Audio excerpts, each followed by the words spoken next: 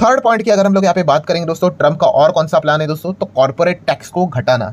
Yes, आप सब लोगों को पता है ट्रम्प ने बोल के रखा था कि 15% तक कॉर्पोरेट टैक्स को यहाँ पे मैं कम करूंगा। ठीक है, जो बड़े बड़े मैन्युफैक्चरर है वापस आओ, अमेरिका में आओ। अभी कितना टैक्स है आपके ऊपर, 21% लग रहा है ना, कोई दिक्कत की बात नहीं, मैं 15% कर दूंगा आपके लिए।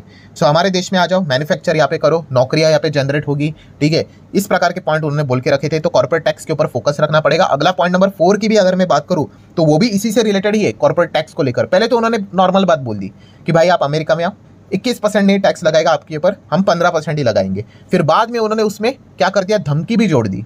ठीक है, कैसे धमकी जोड़ दी, तो आप यहाँ पे देख सकते हो, उन्होंने एक चीज़ का अनाउंसमेंट कर दिया, मेक अमेरिका ग्रेट अगेन करके। ठीक है, एंड इस चीज़ के चलते मेक इन अमेरिका का नारा उन्होंने यहाँ पे दे दिया, और उन्होंने क्या बोल दिया कि मेक इन अमेरिका और पे द प्राइस। पे द प्राइस मतलब उन्होंने ये भी बोल दिया कि भाई अगर आप अमेरिका में आकर चीज़ें नहीं बनाओगे, ठीक है, तो फिर उसका प्राइस है कि हम as a company, individual company के ऊपर भी टैरिफ लगा देंगे। ठीक है, तो ट्रम्प को टैरिफ से कितना प्यार है आप सभी लोगों को यहाँ पे पता ही है। ठीक है, तो आप यहाँ पे देख सकते हो बार बार टैरिफ टैरिफ ये शब्द आपको देखने को मिलेगा। सो ये उन्होंने बोला कि भाई हमें सपोर्ट कीजिए, अन्यथा हम आपके ऊपर यहाँ पे टैक्स यहाँ पे लगा देंगे। फिर आप कैसे भी अमेरिका में बिजनेस कर लो, अपने सामान को बेचो, वो तो खरीदने वाला कोई है नहीं, क्योंकि वो चीज़ें इतनी महंगी हो जाएंगी। हाँ, उन्होंने ये बोला कि अगर आप मेक इन अमेरिका को सपोर्ट करने के लिए आ जाते हो, 15% कॉर्पोरेट टैक्स हम लोग यहाँ पे करने वाले हैं, तो आपको बेनिफिट भी यहाँ पे मिल जाएगा। मतलब सिर्फ पहले वाला जो पॉइंट था कि 15% टैक्स का, उसमें ये वाला धमकी भी उन्होंने यहाँ पे जोड़ दिया है। तो ये भी एक चीज़ देखने वाली होगी कि वो क्या एक्शन लेंगे। देन पॉइंट नंबर 5 की अगर हम लोग यहाँ पे बात करें, तो जैसे कि आपको पता है इतना tariff tariff tariff tariff tariff क्यों चल रहा है।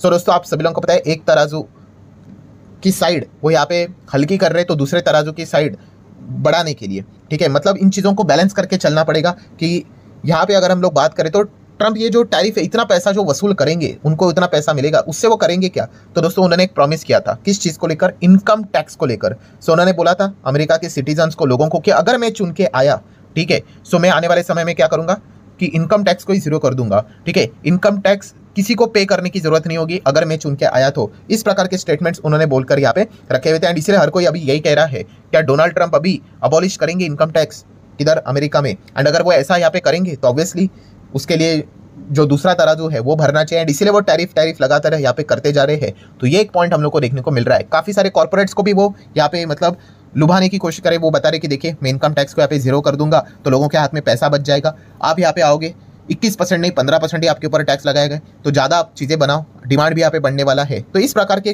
पॉइंट्स डोनाल्ड ट्रंप यहाँ पे चलने की कोशिश यहाँ पे कर रहे हैं।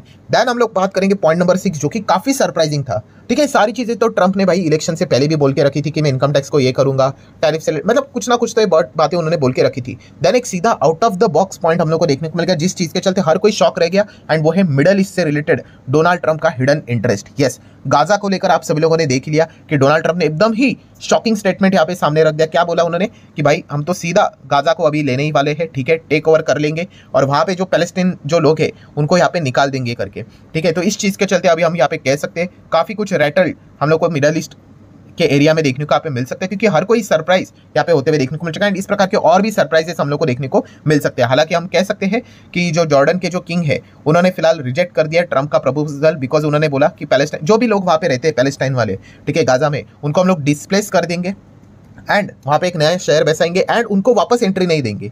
तो इस प्रकार की जो चीज़ें हैं, ऑब्वियसली मिडल ईस्ट में कुछ चीज़ें हम लोग को शांत देखने को यहाँ पे नहीं मिलेगी। पहले उन्होंने बोला था अमेरिका की मिलिट्री भेजूंगा, बाद में उन्होंने वो प्लान को विड्रॉ कर लिया है। मतलब ये जो सारी चीज़ें उन्होंने बोल के रखी है, इसका इम्पैक्ट भविष्य में हम लोग को आने वाले समय में पूरे दुनिया के बाजार के ऊपर पड़ते हुए देखने को मिलेगा, इंक्लूडिंग इंडियन मार्केट। अब ये देखना पड़ेगा कि कौन सी चीज़ें होती है, कौन सी चीज़ें नहीं होती है, कौन सी चीज़ें विद कंडीशन होती है, विदाउट कंडीशन होती है। बट यस, ये है ट्रंप के पूरे प्लान, इसके ऊपर आप लोग फोकस रख सकते हैं। तो जो लोग पूछ रहे थे कि सर आने वाले ट्रंप से रिलेटेड क्या क्या पॉइंट्स हो सकते हैं, उसके ऊपर वीडियो बना दीजिए। तो चलिए, अभी जितने नोन पॉइंट्स हैं वो तो मैंने आप लोगों को बोल दिया, अभी इसमें और क्या क्या चीज़ें ऐड होंगी वो तो जैसे जैसे चीज़ें वो ट्रंप बोलेंगे वैसे वैसे मैं आप लोगों को इन्फॉर्म करवा दूंगा। सो आशा करता हूँ वीडियो हेल्पफुल लगा होगा, चाहो तो लाइक एंड शेयर कर सकते हो। मिलते हैं नेक्स्ट वीडियो में, तब तक के लिए बाय बाय।